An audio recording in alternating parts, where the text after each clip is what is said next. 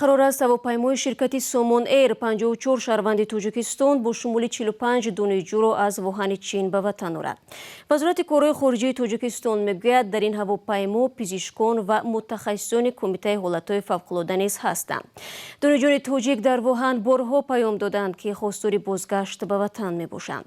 Шаҳри Вуҳан маркази сирояти вируси нав дониста мешавад. Мақомоти Чин имрӯз эълон карданд, ки шумораи қурбониҳои вируси тозапайдо дар ин кишвар ба 908 нафар расид. теъдоди гирифторон дар ҷаҳон ба беш аз 40 000 нафар баробар гашт.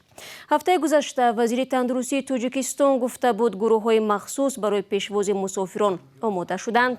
Онҳоро то 2 ҳафта дар карантин нигоҳ медоранд. Қаблан Тоҷикистон барои берун шудани тоҷикон аз Чин аз Русия кӯмак хост. Баъди иҷро нашудани дархост, мақомоти тоҷик гуфтанд, ки донишҷӯён бо ҳавопаймои чинӣ ба ватан оварда мешаванд.